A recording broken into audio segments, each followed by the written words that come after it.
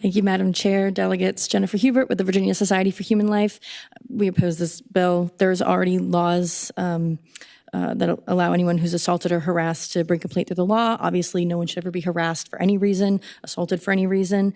But also, the notion that a sidewalk advocate would ever harass anyone is absurd in the highest degree, and simply that kind of thing would not happen. But also, again, you can't harass anyone anyway under the law. This is redundant, ridiculous, absurd. We hope you'll oppose this bill. Thank you. Hello, Madam Chair. My name is Ellen Edwards. I am a constituent here of the state of Virginia. I live in District 58. I'm here with a personal story. Some women feel overwhelmed and isolated, and I was that person 30 years ago.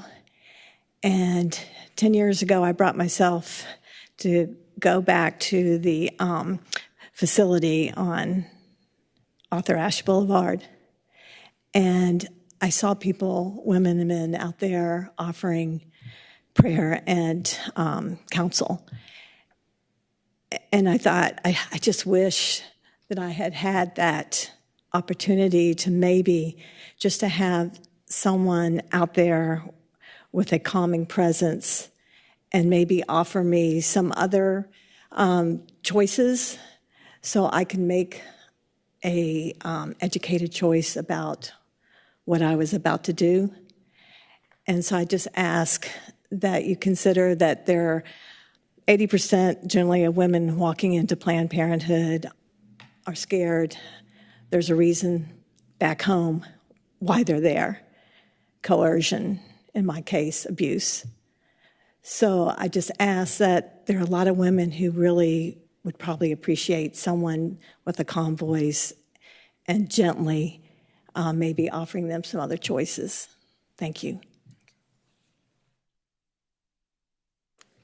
Good afternoon, Madam Chair and Committee. My name is Etta Bond, and I am a sidewalk advocate. I have never tried to harass anyone. What I've done is gave a person an option. I've held up the brochure. It's up to them to decide whether they want that brochure. Other than that, I've never harassed anyone or ever attempted to stop anyone from entering a Planned Parenthood. I oppose this bill. Thank you very much. Madam Chair, members of the subcommittee, Jeff Caruso with the Virginia Catholic Conference. I think, as you've heard from some of the previous speakers, there are a lot of people that peacefully assemble outside of abortion clinics, and they do so to witness, to pray, to counsel. This would be a significant violation, in our view, of their rights to assembly, their rights to free speech. And I was still sifting through the substitute and trying to catch up with that, but one thing that I saw was that it just seems that the words interfere with could be interpreted very broadly. So I would ask you to consider that, and we oppose the bill. Thank you. Madam Chair, members of the committee, Todd Gackey on behalf of the Family Foundation, and I would agree with the speaker that came before me. In addition, we certainly would not want to impede assault or harass. We're not certainly endorsing any of that, and I would think that Virginia law probably already has something on the books that would address assaults and threats. Under Virginia Code, Section 18, 2-57, 2-60, 2-14.1, that there are things in the code to address those who do engage in behavior that is unacceptable. But for those reasons, we oppose the bill.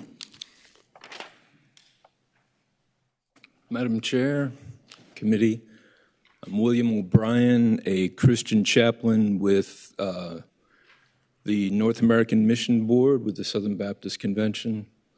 I oppose this bill as 14 years of ministering on the street, on the sidewalk, to hundreds of parents, and not only offering prayer and counseling and information, but also resources, material and financial including housing, safe housing for women in desperate situations, helping parents, including women who are so brutalized by the father of their child that they're compelled to abort that child under threat of death. And so I want you to know that there are calm voices that are offering help at a time in crisis that is welcome to many people. And I thank you for your time.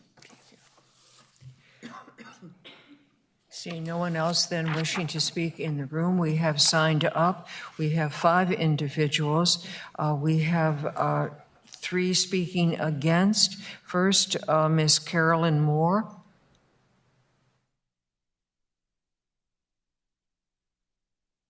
Hi, my name is Carolyn Moore, and I'm the Newport News leader for the peaceful prayer vigil called 40 Days for Life. I'm opposed to this bill. I believe the bill goes beyond just attacking our free speech. It actually interferes with people being able to love and care for one another, to have meaningful conversations about life-threatening procedures. And we're talking about 2 patients here, and I'm speaking for those who cannot speak for themselves, as well as the mothers. Making it unlawful for people to be less than 8 feet apart within 40 feet of an abortion facility, e.g., an abortion facility would hinder, block, and delay real assistance for women who, for example, may have taken the abortion pill and have changed their mind and they want help. I've served in the healthcare industry if you for could almost wrap up, 40 please. years. Sure. I pondered in prayer this morning. I've been involved in 40 Days for Life for 14 years. And I pondered the magnitude of what's going on in the U.S. 3,000 cars pass by the place where we pray during 40 Days for Life, and 3,000 children die every year from abortion. So the magnitude is huge. Thank you, ma'am, so much for your testimony. The next speaker is Miss Kathleen Ackridge. Kathleen. Thank you, Madam Chair. I'm a retired OBGYN nurse practitioner with over 55 years in practice in civilian as well as military facilities. I oppose SB137 as it impedes freedom of speech. It also takes away a woman's choice to choose. Many people change their minds about any surgery, and this is also true of women seeking abortion. Without a woman's ability to talk to someone who may help her choose life when she has second thoughts, takes away her freedom of choice. Thank you. I do want to just reiterate that the FACE Act does not have a perimeter restriction. And that is what I really want to stress, is that you can always prosecute somebody who is breaking the actual law, but if you leave the perimeter in, it actually restricts innocent and peaceful people from also taking advantage of their rights. I also want to make a point of that what I've heard, the senator who spoke, who introduced the bill, he said he introduced the bill on the experience at just one location in Virginia that was in his district. That does not address all the other locations in Virginia. That this bill is based on one particular clinic. I know that someone had put in some information about some happenings at the Falls Clinic, Falls Church. If you could wrap up, please. Yes, there has been no actual verification of any of these instances where people have been aggressive or blocked. No police records has been. Thank you very much. If you could wrap up. Those comments. Yes. So please, this bill is unneeded, unwanted, unworthy, and just not needed. Thank you. Thank you.